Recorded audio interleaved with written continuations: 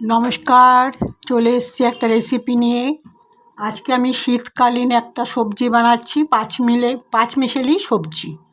আমি যেরকমভাবে বানাই সাধারণত সেটা দেখাচ্ছি ভিডিওর মাধ্যমে। আজকে আমি পাঁচমিশালি সবজিটা বানাচ্ছি। কড়াতে তেল দিয়ে দিয়েছি। প্রথমে একটু কালো জিরা দিয়ে দিলাম।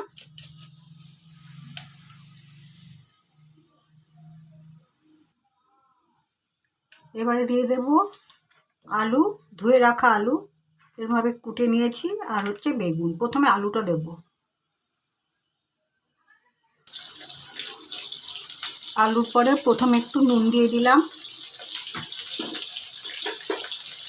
আলুটা একটু নরম হয়ে গেলে তারপরে বেগুনটা দেব, আর দেব শিম, ফুলকপি।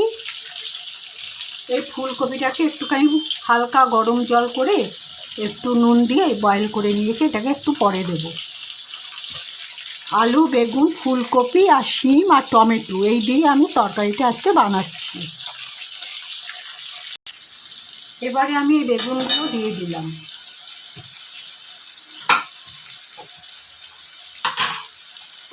এই শিমগুলো জল ঝরানো আছে, কাটার পরে ধুয়ে জল ঝরিয়ে রেখেছি। এই শিমগুলো এখন দিয়ে দিচ্ছি।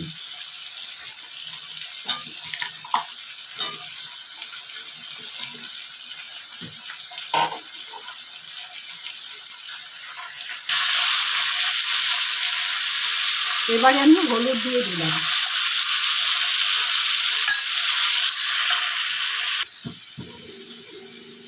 এবারে আমি ফুলকপিগুলো দিয়ে দিলাম। এবার আমি দিয়ে দিচ্ছি এই কটা কাঁচা লঙ্কা।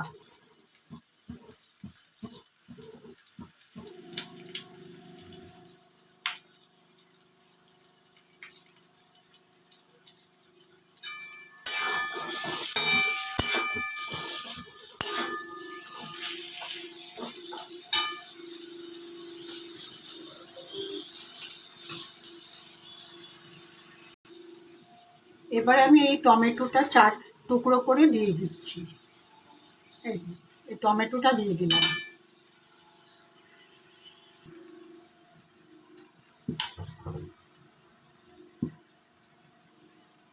এবার আমি দিয়ে দিচ্ছি ধনেপাতা কুচি।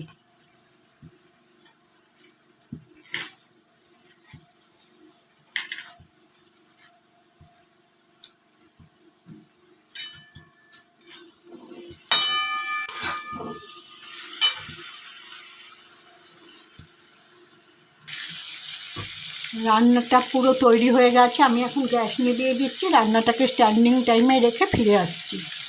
গ্যাস নিভিয়ে দিলাম।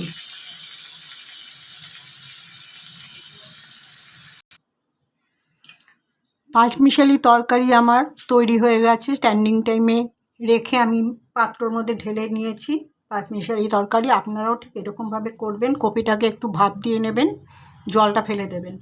কপিতে যা সার ফার দেয় উল্টোপাল্টা। যাই হোক, আমি আমার ভিডিওটা যেখানেই শেষ করলাম। দেখা হবে পরবর্তী একটা রেসিপি, নতুন একটা রেসিপি নিয়ে আসবো। সবাই ভালো থাকবেন। নমস্কার।